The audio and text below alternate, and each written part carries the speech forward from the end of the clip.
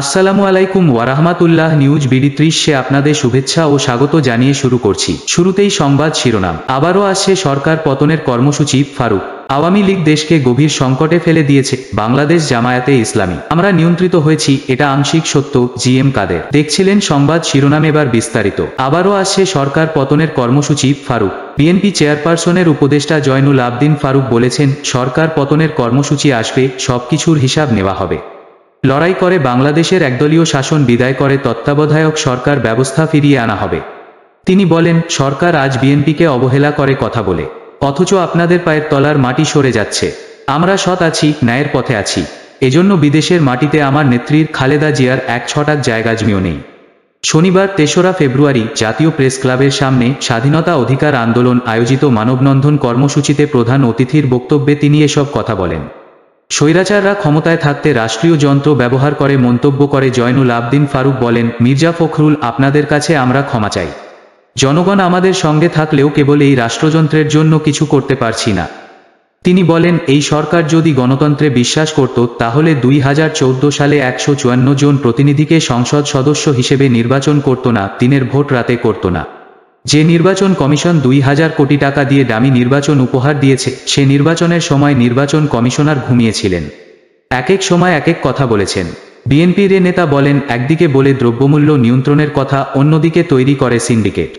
সে সিন্ডিকেটের টাকা দিয়ে কানাডায় বাড়ি বানানো হয়, অথচ বাংলাদেশের মানুষ একটা ডিম কিনে খেতে পারে না, মাংস কিনে খেতে পারে না। এসবের বিরুদ্ধে যখন আমরা কথা বলি তখন আগুন সন্ত্রাসের উপাধি দেওয়া হয়। তিনি বলেন, এত বছরেও সাগর রুনি হত্যার চার্জশিট তৈরি করতে পারেনি এই সরকার, অথচ তারা আইনের শাসন, স্মার্ট বাংলাদেশের কথা বলেন। মানুষ এখন নির্ভয়ে ঘরে ঘুমাতে পারে না। যারা আজ মেগা প্রকল্পের নামে কোটি কোটি টাকা লুটপাট করে তাদের পদত্যাগ করা উচিত। এই সরকার জনগণের ভোটের সরকার নয়। সরকার গণমাধ্যমের স্বাধীনতা বিশ্বাস করে না মন্তব্য করে জয়নুল আবদিন ফারুক বলেন, যখন গণমাধ্যম সোচ্চার হয় তখন গণমাধ্যম বন্ধ করে দেয় সরকার। যারা গণতান্ত্রিক নির্বাচন, সুষ্ঠু নির্বাচন বিশ্বাস করে না তাদেরকে বিশ্বাস করা যায় না। যে সরকার রাজনৈতিক প্রতিহিংসাপরায়ণ সরকার, এ সরকারকে বিশ্বাস করা যায় না। সরকার জানে ব্যাংক লুট করতে, দুর্নীতি করতে। তিনি বলেন, এ সরকার জনগণের ভোটের সরকার নয়। সরকার দিন দিন অবহেলিত হচ্ছে, তাদের পায়ের মাটি সরে যাচ্ছে। কষ্ট হচ্ছে বিএনপি নেতাকর্মীদের। মানববন্ধনে বিএনপির নির্বাহী কমিটির সদস্য আবু নাসের মো. রহমতুল্লাহ সহ আয়োজক সংগঠনের নেতাকর্মীরা উপস্থিত ছিলেন। আওয়ামী লীগ দেশকে গভীর সংকটে ফেলে দিয়েছে, বাংলাদেশ জামায়াতে ইসলামী বাংলাদেশ জামায়াতে ইসলামীর সহকারী সেক্রেটারি জেনারেল মাওলানা আব্দুল হালিম বলেছেন, 7ই জানুয়ারি একতরফা নির্বাচনের মাধ্যমে আওয়ামী লীগ নতুন করে ক্ষমতায় এসে ধরাকে সরা জ্ঞান করতে শুরু করেছে। এর মাধ্যমে ক্ষমতা পাগল আওয়ামী দেশ ও জাতিকে গভীর সংকটে ফেলে দিয়েছে।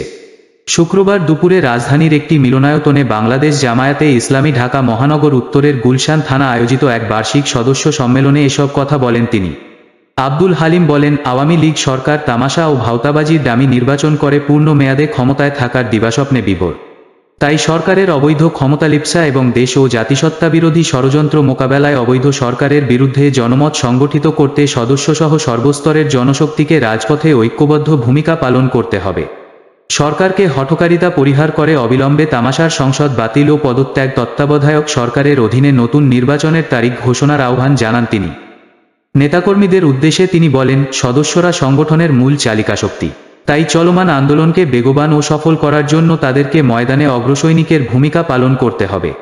নিজেদের মধ্যে নেতৃত্বের গুণাবলী সৃষ্টি করতে হবে।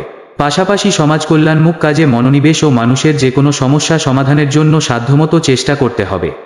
গুলশান থানা জামায়াতের আমির আবু জুনাইদের সভাপতিত্বে ও সেক্রেটারি ফাহিম আবদুল্লাহ পরিচালনায় সম্মেলনে মহানগরের ভারপ্রাপ্ত আমির আব্দুর রহমান মুসা, উত্তরের সেক্রেটারি ড মুহাম্মদ রেজাউল করিম, সহকারী সেক্রেটারি ড ফখরুদ্দিন মানিক প্রমুখ বক্তব্য রাখেন। এদিকে ঢাকা মহানগর উত্তরের উত্তরা মডেল থানার ওয়ার্ড সভাপতি, সেক্রেটারি ও বিভাগীয় দায়িত্বশীলদের নিয়ে শিক্ষা বৈঠকের আয়োজন করা হয়। এতে প্রধান অতিথি হিসাবে উপস্থিত ছিলেন উত্তরের ভারপ্রাপ্ত আমির আব্দুর রহমান মুসা, থানা ভারপ্রাপ্ত আমির হারুনুর রশিদ তারিকের সভাপতিত্বে ও সেক্রেটারি বদিউজ্জামান বকুলের পরিচালনায় এই বৈঠক অনুষ্ঠিত হয়। এছাড়া উত্তরের মোহাম্মদপুর পূর্ব থানার বার্ষিক সদস্য সম্মেলন অনুষ্ঠিত হয়েছে।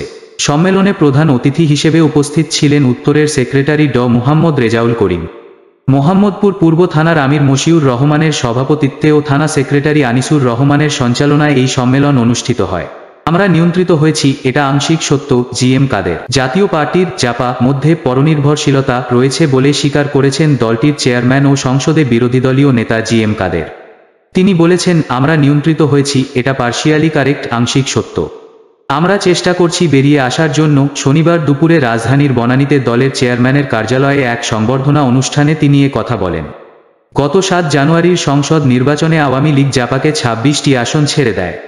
এর 11টিতে জয়ী হয়ে দলটি এখন সংসদে প্রধান বিরোধী দলের ভূমিকায় অবতীর্ণ হয়েছে। কিন্তু ক্ষমতাসীনদের সঙ্গে সমঝোতায় জাপার বিরোধী দল হওয়া নিয়ে প্রশ্ন তুলে ইংরেজি দৈনিক দ্য ডেইলি স্টার সম্পাদক মাহফুজ আনাম এবং লেখক ও গবেষক মহিউদ্দিন আহমদ সম্প্রতি লিখেছেন। এর উল্লেখ করে জিএম কাদের বলেন, জাতীয় পার্টি সম্পর্কে মানুষের উপলব্ধি খুব একটা ভালো নয়।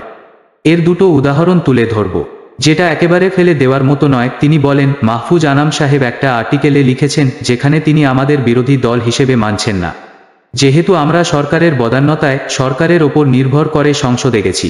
এটা আংশিক সত্য, সার্বিকভাবে এটা সত্য নয়, কারণ আমরা নির্বাচনে ফাইট করে গেছি। ওনারা আওয়ামী লীগ শুধু নৌকাটা তুলে নিয়েছিলেন। সরকারি দলকে নৌকা প্রতীক কেন তুলে নিতে হলো সে ব্যাখ্যা দিয়ে জিএম কাদের বলেন, কেননা ওনারা বলেছিলেন দলীয়করণের মাধ্যমে যে নির্বাচন কলুষিত হয় বা যে নিয়মকানুনগুলোকে ভঙ্গ করা হয় সেটার জন্য ওনাদের প্রতীক বা প্রার্থী না থাকলে সহজ হবে। কিন্তু ওনারা প্রার্থী দিয়েছিলেন, বেশিরভাগ জায়গায় আমাদের প্রতিদ্বন্দ্বিতা করতে হয়েছে সমানভাবে। যাই হোক, এটার মধ্যেও পরনির্ভরশীলতা রয়েছে বলে আমি মনে করি। জাপার চেয়ারম্যান বলেন, গবেষক ও সাহিত্যিক মহিউদ্দিন আহমদ তার একটা সাক্ষাৎকারে আমাদের সম্পর্কে বলতে গিয়ে বলেছেন যে আমরা পরের দ্বারা নিয়ন্ত্রিত। ফলে এরকম দল থাকার কি দরকার? আরেক দল যদি তাকে নিয়ন্ত্রণই করে তাহলে সে দলের অর্থ কি? এটা আংশিক সঠিক। আমরা নিয়ন্ত্রিত হয়েছি, এটা পার্শিয়ালি কারেক্ট। আমরা চেষ্টা করছি বেরিয়ে আসার জন্য। জিএম কাদের বলেন, নির্বাচনে আওয়ামী লীগ 26টি আসন ছেড়ে দিয়েছে বলে বিবৃতি দিয়ে জাপার নেতাকর্মীদের মধ্যে বিভ্রান্তি ছড়িয়েছে। কিন্তু তারা একটা আসনও ছাড়েনি, সব জায়গায় প্রার্থী দিয়ে রেখেছে। জাপার প্রার্থীদের প্রতিদ্বন্দ্বিতা করেই আসতে হয়েছে। আওয়ামী লীগ ইচ্ছাকৃতভাবে এটা করেছে অথবা ভুলক্রমে করেছে বলেও মন্তব্য করেন তিনি। 11টি আসন নিয়ে দ্বাদশ সংসদে বিরোধীদলীয় নেতা হওয়া জিএম কাদের বলেন, জনগণ সত্যিকার অর্থে বিকল্প খুঁজছে। আওয়ামী লীগ বিএনপির বাইরে একটা শক্তিকে গ্রহণ করার জন্য জনগণ বসে আছে। জনগণ জানে আওয়ামী লীগ চলে গেলে বিএনপি এলে শুধু চেহারার পরিবর্তন হবে। যে অনিয়ম, যে দুর্নীতি, টেন্ডারবাজি, চাঁদাবাজি সবকিছু একই প্রক্রিয়ায় একইভাবে চলতে থাকবে। জিএম কাদের বলেন, তথাপি মানুষ পরিবর্তনের জন্য পরিবর্তন চাচ্ছে এই মুহূর্তে। সত্যিকারের যে পরিবর্তন, সেটার জন্য যে দল, সেটা জাতীয় পার্টি দিতে পারবে যদি আমরা আপোষকামিতা বাদ দিয়ে দিই। আমি বলছি না দল ভাঙবে, কিন্তু দলের মধ্যে সংশোধন হওয়া দরকার আছে। নির্বাচনের পর জাপার প্রধান পৃষ্ঠপোষক রওশন এরশাদ সহ দলের কয়েকজন বহিষ্কৃত নেতা জাতীয় পার্টির নামে তৎপরতা শুরু করেছেন। চেয়ারম্যান জিএম কাদের ও মহাসচিব মুজিবুল হককে অব্যাহতি দিয়ে রওশন এরশাদ নিজেই দলের হাল ধরার ঘোষণা দিয়েছেন। এর মধ্যে গত শুক্রবার বিজয়নগরে জাপার কেন্দ্রীয় কার্যালয় দখলে নিয়ে সংবাদ সম্মেলন করেন রওশনের অনুসারীরা।